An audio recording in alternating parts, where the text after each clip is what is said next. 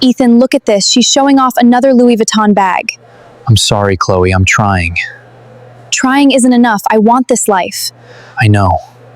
Every morning, 26-year-old Ethan Brooks mopped the floors of one of Chicago's busiest supermarkets. Customers barely looked at him, but one woman looked at him every day.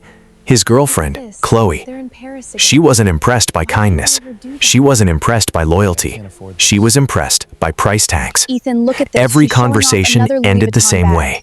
Look at sorry, Jessica's Chloe, I'm boyfriend. trying. He bought her a Louis Vuitton. Trying isn't enough. Another I want week, this life. Emily's fiancé surprised her with a Rolex.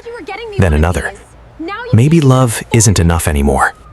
Ethan worked overtime, skipped meals, sold his gaming console, pawned his watch. Still, it was never enough. One afternoon, an elderly woman accidentally dropped a thick brown envelope while loading groceries into her car. Nobody noticed, except Ethan. He picked it up, opened it. $30,000. His heart raced. He looked around. No one saw him. His phone buzzed. A message from Chloe. Saturday is my birthday. Another message. If all I get is another apology, don't bother coming.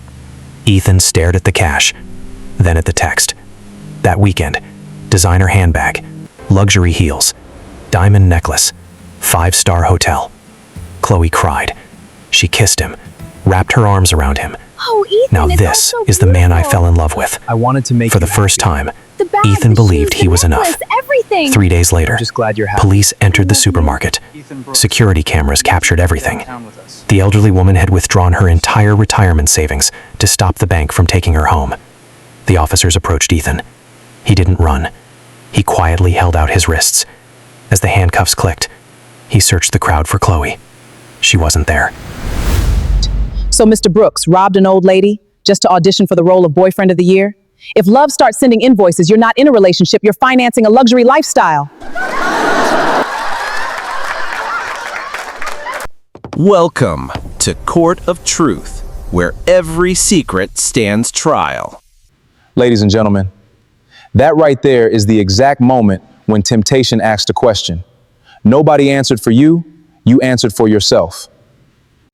Mrs. Eleanor Carter skipped vacation. She skipped expensive dinners. She wore the same winter coat for 12 years. She saved every dollar so she wouldn't lose the only home she shared with her late husband. She spent 43 years building security. You destroyed it in 40 minutes.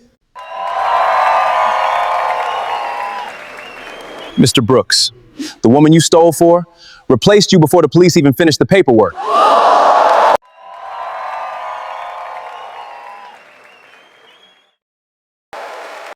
Chloe didn't steal your money.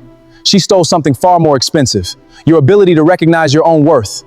Love never asked you to steal. Your desperation did.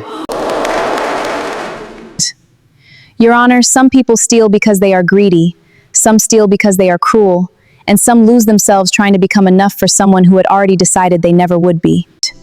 We tell young women every day, never lower your standards. Perhaps it's time we tell young men, never lower your character just to meet someone else's standards. A woman who keeps raising the price of her affection should never be surprised when a desperate man starts making desperate decisions. No, Chloe didn't tell him to steal.